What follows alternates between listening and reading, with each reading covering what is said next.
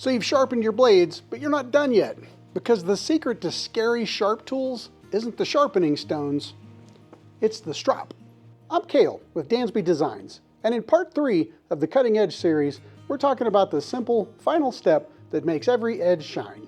If you missed part 2 of the Cutting Edge series, I'll put a link in the description. The intro's as dull as this chisel, but it gets better. So check it out after you watch this. And stick with me till the end of this video and I'll share a super cool tip for stropping.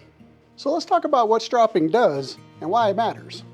Even after your finest sharpening stones, your blade's edge is going to have tiny little burrs and scratches in it that act like teeth and grab and bite. The stropping compound and the stropping leather help to smooth and align those burrs to turn sharp into razor sharp. Use the correct leather for stropping. Always use veg tanned, never chrome tanned, and 6 to 10 ounce seems to be kind of the sweet spot for thickness. If you don't already have a leather strop or you're not sure what to use, I made a batch when I was filming this video and put them up on my Etsy store. You can use this super secret code and score 75% off your purchase. Once those are gone, they're gone. Always pull the blade on the leather, never push. And remember, you're polishing the blade, not sharpening it, so light, even pressure, 10 to 15 passes, and you're approaching razor sharp. When it comes to stropping compounds, you're going to find that companies and sites would love to sell you a wide range of different stropping compounds. For this video and for all practical purposes, if you're sharpening woodshop tools, I'd recommend you just stick with the green chromium oxide. It goes by a bunch of different names. You can buy it in a variety of different places. This big brick will cost you about $10 or $15 and last you a long time. My advice is that you skip all of these variety packs and just stick with the green. It'll be all you need. All right, let's zoom in here a little close for a minute. I want to show you.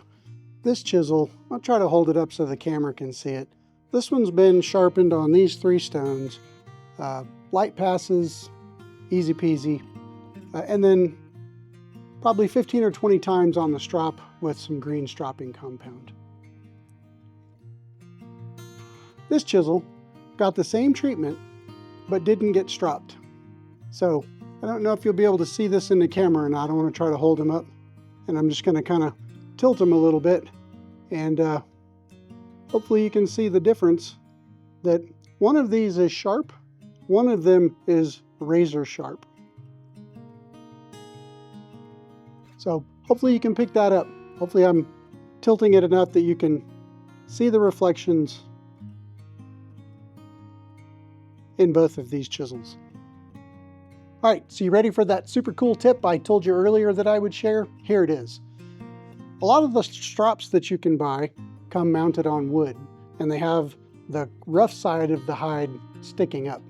So if you want to have a 2-sided strop, you can get yourself a piece of leather like this one, cut it to whatever shape works for you, and you can use the rough side with stropping compound for your initial strop, and you can use the smooth side with or without stropping compound to really, really get that mirror finish and get an absolute razor's edge.